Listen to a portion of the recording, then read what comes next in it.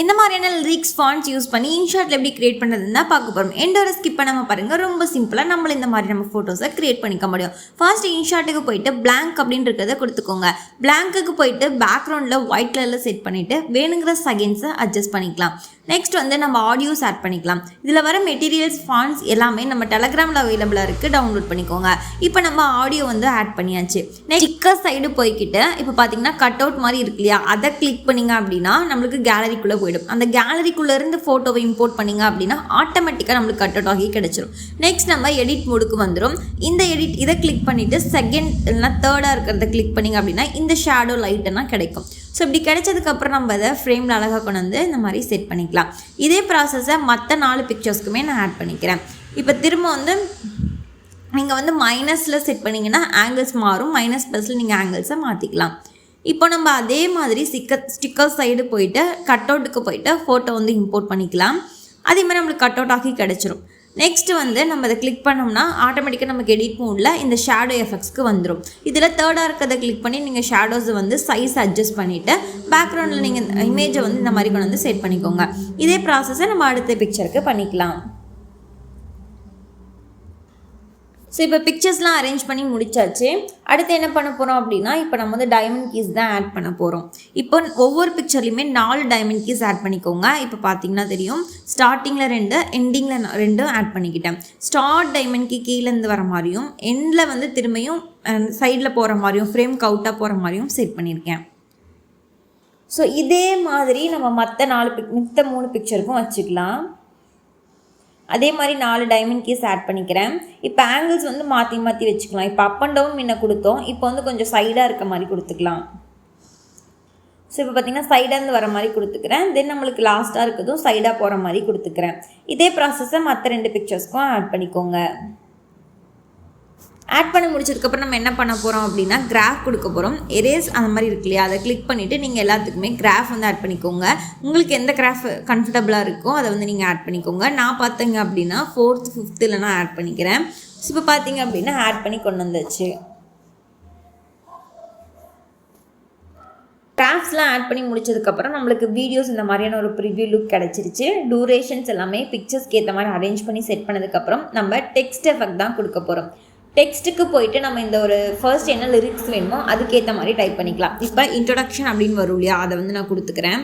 இப்போ அதுக்கு மட்டும் நான் ஒரு ஃபாண்ட் யூஸ் பண்ணுறேன். எல்லா ஃபாண்ட் லிங்க்ஸ், ஆடியோஸ் எல்லாமே நம்ம மெட்டீரியல்ஸ் எல்லாமே டெலகிராமில் இருக்கும், நீங்கள் டவுன்லோட் பண்ணிக்கலாம். இப்போ வந்து பார்த்தீங்கன்னா இந்த மாதிரி நான் ஃபாண்ட் வந்து கொடுத்துட்டு எந்த டூரேஷன் வரைக்கும் வருதோ அதை கட் பண்ணி எடுத்துக்கலாம். திரும்ப எடிட்டுக்கு போயிட்டு லாஸ்ட்டாக அனிமேஷனில் எந்த அனிமேஷன் உங்களுக்கு ஆப்டாக இருக்கிற மாதிரி ஃபீல் பண்ணுறீங்களோ அதை வந்து கொடுத்துக்கோங்க. நான் இதை கொடுத்துக்கிறேன். இப்போ பார்த்திங்கன்னா இந்த மாதிரி கிடச்சிருச்சு. நெக்ஸ்ட் வந்து நம்ம மீ அப்படிங்கிற லிரிக்ஸ் வந்து கொடுக்க போகிறோம். ஸோ இதை கொடுத்துட்டு இது கொஞ்சம் ஹேண்ட் ரைட் ஃபாண்டாக இருந்தால் நல்லாயிருக்கும். ஸோ இந்த ஃபாண்டை வந்து நான் கொடுத்துக்கிறேன். அதுக்கு வந்து கலர் வந்து சேஞ்ச் பண்ணிக்கலாம். டிஃப்ரெண்ட் கலராக இருந்தால் நல்லாயிருக்கும் இல்லையா. ஸோ இப்போ பார்த்திங்க அப்படின்னா இந்த மாதிரி சேஞ்ச் பண்ணிவிட்டு ஃப்ரேமில் இந்த மாதிரி கொண்டு வந்து செட் பண்ணிக்கோங்க.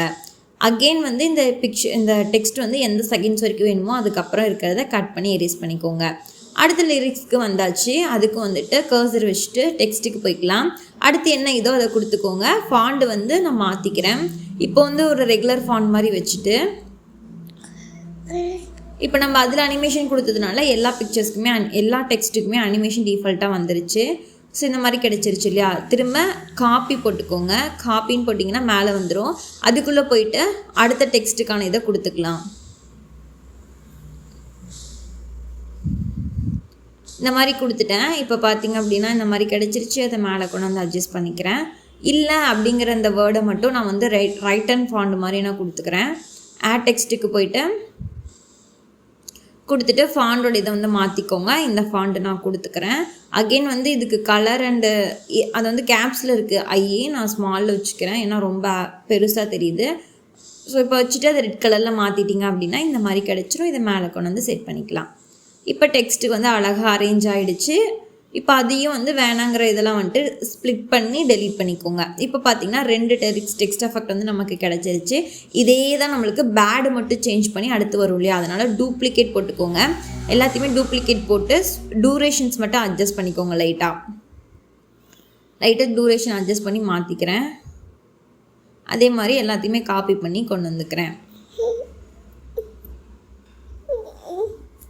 இப்போ வந்து பார்த்தீங்கன்னா இந்த குட்டுன்றதை மட்டும் பேடுன்னு மாற்றிக்கோங்க, அவ்வளோதான். இப்போ அந்த டெக்ஸ்ட் வந்து மேலே நம்மளுக்கு பாடிக்கு பின்னாடி வர மாதிரி இமேஜை கிளிக் பண்ணிங்க அப்படின்னா முன்னாடி வந்துடும், டெக்ஸ்ட்டுக்கு முன்னாடி வந்துடும். இப்போ பார்த்தீங்கன்னா இந்த மாதிரி அரேஞ்ச் பண்ணியாச்சு. Same it is process. நம்ம ஸ்ப்ளிட் வேணாங்கிறத டெலிட் பண்ணி கட் பண்ணிக்கலாம். இப்போ அகே நம்ம டூரேஷன்ஸ்லாம் கரெக்ட் பண்ணி செட் பண்ணிவிட்டு இந்த ஒரு டெக்ஸ்ட்டையும் கொடுத்துக்கலாம். லாஸ்ட்டாக என்ன வரும் அப்படின்னா இந்த மாதிரி ரெண்டுமே அப்படின்ற மாதிரி கொடுத்து அதை வந்து பேக்ரவுண்ட்லேருந்து வர மாதிரி நீட்டாக வந்து செட் பண்ணிக்கோங்க. அடுத்த டெக்ஸ்ட்டையும் ஆட் பண்ணிக்கிறேன். ஸோ அதே ப்ராசஸை ஆட் பண்ணிக்கிறேன். இப்போ அதை வந்துட்டு எல்லாமே அரேஞ்ச் பண்ணி செட் பண்ணதுக்கப்புறம் இந்த மாதிரி கிடச்சிச்சு. இப்போ லாஸ்ட்டாக பார்த்தீங்கன்னா ப்ரிவ்யூ வந்து நம்மளுக்கு இந்த மாதிரி தான் இருக்குது. நம்ம ஒரே ஒரு டெக்ஸ்ட்டுக்கு மட்டும் தான் அனிமேஷன் கொடுத்தோம். மீதி எல்லாமே டீஃபால்ட்டாக அதுவே டெக்ஸ்ட்டில் காப்பி பண்ணி கொண்டு வந்ததுனால கிடச்சிருச்சு. இப்போ பார்த்தீங்க அப்படின்னா நம்ம ப்ரிவ்யூவில் பார்த்த மாதிரியான ஒரு லுக் வந்து கிடச்சிருச்சு. இந்த மாதிரி நீங்களும் உங்கள் இமேஜஸ் வச்சு பக்காவாக சூப்பராக எடிட் பண்ண முடியும். நம்ம வந்து வீடியோவை எக்ஸ்போர்ட் பண்ணி எடுத்ததுக்கப்புறம் நீங்கள் வந்து விங்க் ஆப்பில் போயிட்டு ஃபோட்டோஸ் நீங்கள் ஒவ்வொரு ஃபோட்டோவாக என்ஹான்ஸ் பண்ணி போடுறத விட ஓல் வீடியோவையும் எக்ஸ்போர்ட் பண்ணி எடுத்து விங்க் ஆப்பில் நீங்கள் ஹெச்டி பண்ணிக்கோங்க. ஸோ ரொம்ப ஈஸியாக நம்ம ஹெச்டி பண்ணிக்க முடியும். ப்ரிவியூவில் பார்த்தீங்களா அந்த மாதிரியான எக்ஸாக்ட் ஹெச்டி லுக் வந்து கிடைக்கும். இந்த மாதிரியான மோர் அப்டேட்ஸ்க்கு நம்ம சேனலை சப்ஸ்கிரைப் பண்ண மறந்துடாதீங்க. உங்கள் ஆதரவான லைக்கையும் தட்டி விட மறந்துடாதீங்க. தேங்க்யூ.